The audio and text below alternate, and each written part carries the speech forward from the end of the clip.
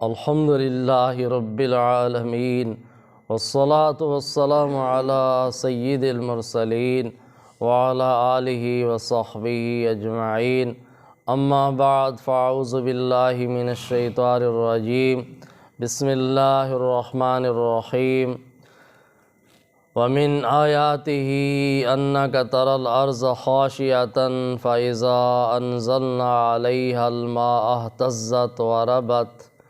ان الذی احیاہا کمحیی الموتی انہ علی کل شیء قدیر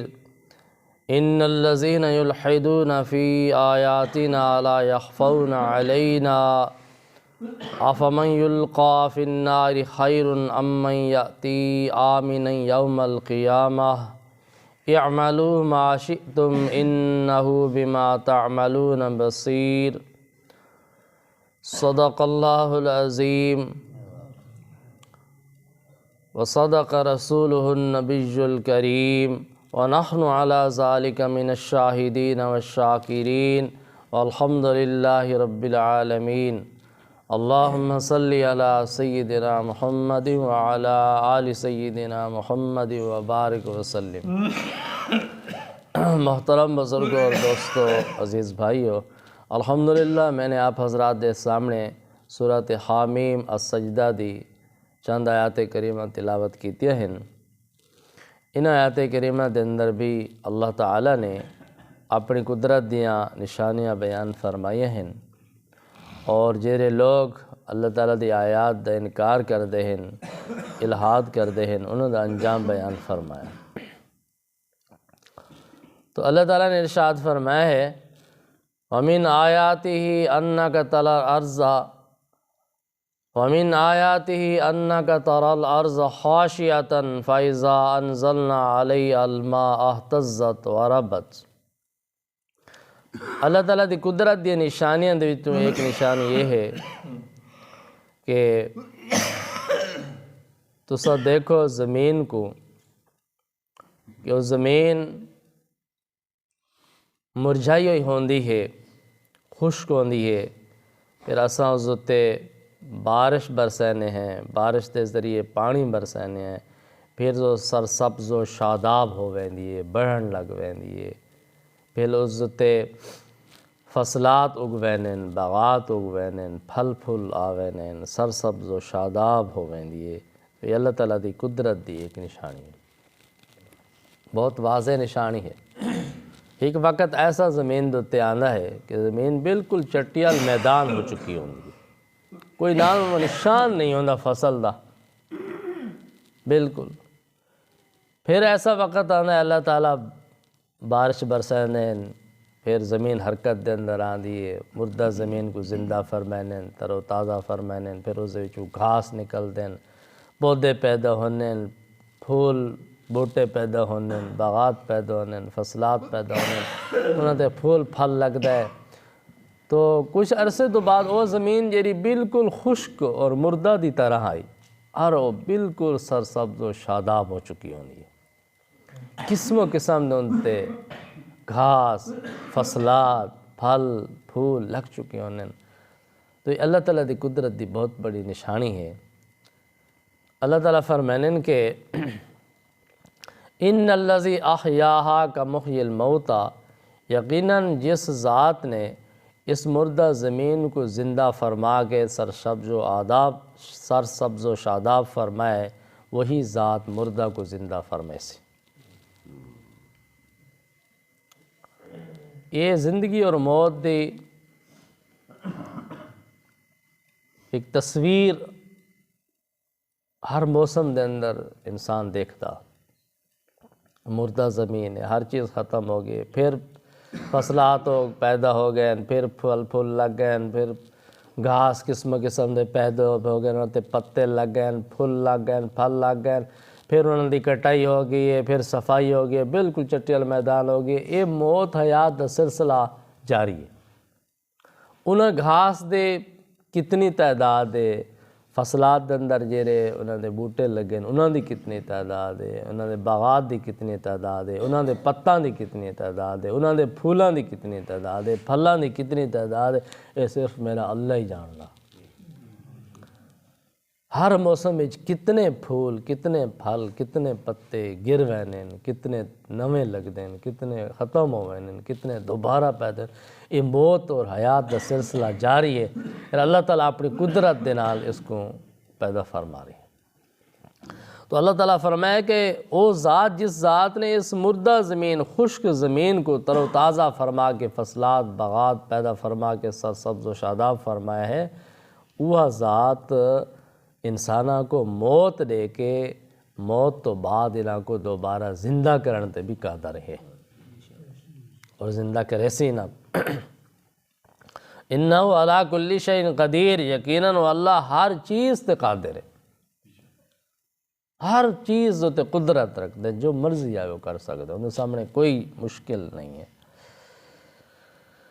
پھر فرمایا ان الذین یلحدون فی آیاتنا لا یخفون علینا، یقیناً جیرے لوگ ساری آیات دے اندر الہاد کرے نہیں، کفر کر دے ہیں، لا یخفون علینا، وہ سارے کل چھپ نہیں سکتے۔ کفر دیا مختلف قسمیں ہیں، ایک قسم ہے الہاد، کفر الہاد۔ ایک کفر تو ہوتا ہے کہ واضح طور تے کافر اللہ تعالیٰ دا انکار کر دین، اللہ دے رسول صلی اللہ علیہ وسلم دا انکار کر دین، قرآن کریم دا انکار کر دین، اسے نہیں مندے اللہ کی کتاب نہیں۔ دوسرے کافر ہونے الہادی کافر وہ ہونے کہ جیرے مندے تو ہن اسلام کوئی مندین، قرآن کوئی مندین، لیکن قرآن پاک دی آیات دا جیرا معنی اور مفہوم ہے نا وہ اپنی طرف کل پیش کر دیں، اپنے مقصد دا، اپنے مطلب دا، اپنے نظریے دا معنی پیش کر دیں۔ دعویٰ انہوں دا یہ ہے کہ ایسا اہل حق ہے، قرآن پاک دی ایسا پیروی کرنے والے ہیں، قرآن پاک کو تسلیم کرنے ہیں، لیکن معنی وہ اپنا بیان کرتے ہیں۔ یہ کفر الہادی ہے۔ اللہ تعالیٰ فرمائے کہ جنہیں لوگ ساری آیات دے اندر الہاد کر دیں، اپنی خواہشات دے مطابق اس کو معنی پہنے، اپو معنی کر دیں، تفسیر بھی رائے کر دیں، یہ بھی کافر ہے۔ قرآن کریم دا ایسا معنی کرنا دے الفاظ دا کہ جرا قرآن کریم دی دوسری نصوص قطعیہ دے خلاف ہوئے، احادیث متواترہ دے خلاف ہوئے، اور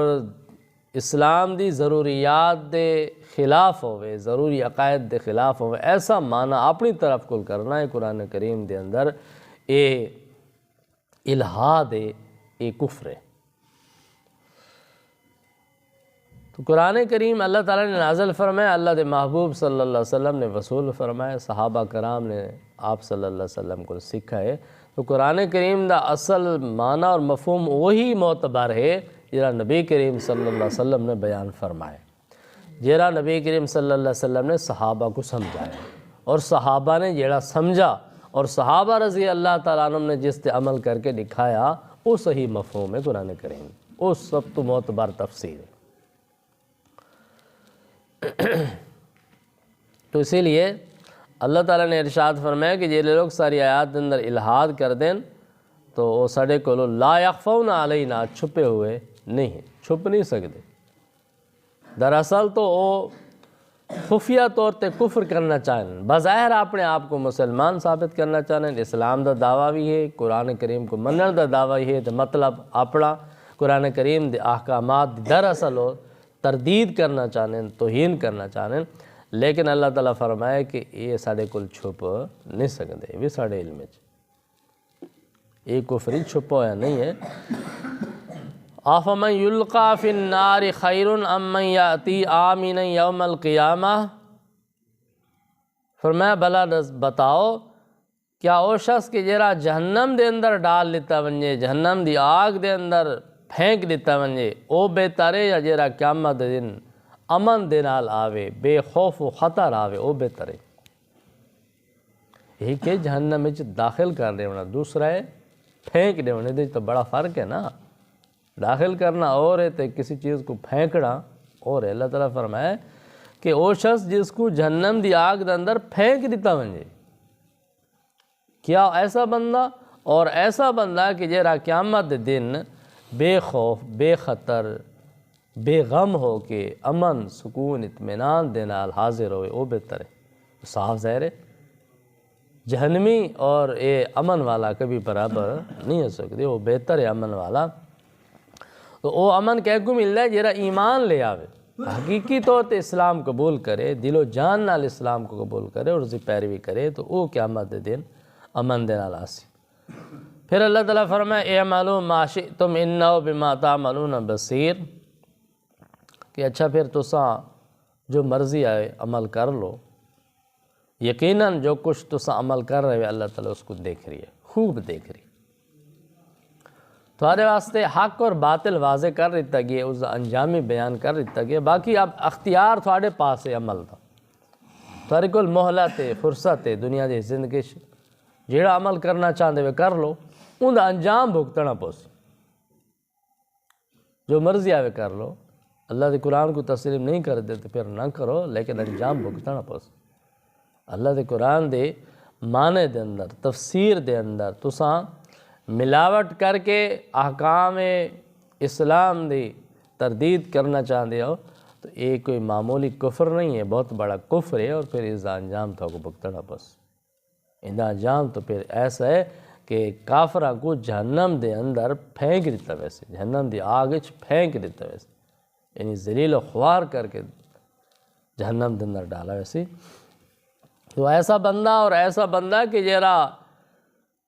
ایمان والا ہے، نیک اعمال والا ہے، قرآن کریم دی پیروی کرنے والا ہے اور دل و جان دے نال اسلام کو، قرآن کو قبول کرنے والا ہے، وہ تو قیامت دن اس ہولناک حالات دے اندر، وحشتناک دہشتناک حالات دے اندر پرسکون ہو سی، پر امن ہو سی، کوئی خوف نہیں، کوئی خطرہ نہیں، کوئی غم نہیں، بلکہ اللہ تعالیٰ تو ایسے لوگوں کو اپنے عرش دا سایہ نصیب فرمائے سے۔ یاد رکھو قیامت دے دن اللہ دے عرش دے سایہ دے علاوہ کوئی سایہ نہ ہو سکتا، اور اللہ دے عرش دا سایہ ایمان والا کو، نیک اعمال والے لوگوں کو نصیب ہو سی، اور جنہیں دے پاس ایمان، نیک اعمال نہیں، فرما بردار نہیں، انہوں کو اللہ دے عرش دا سایہ نصیب نہ ہو سی۔ تو بہت بڑی رحمت ہو سی، امن ہو سی، چین ہو سی، سکون ہو سی فرما بردار لوگوں واسطے، قرآن پاک دی پیروی کرنے والے لوگوں واسطے۔ تو دعا ہے کہ اللہ تعالیٰ سکوں قرآن کریم دے مطابق صحیح عقیدہ اور عمل بناون دی توفیق عطا فرماویں۔ وآخر دعوانا الحمدللہ رب العالمین۔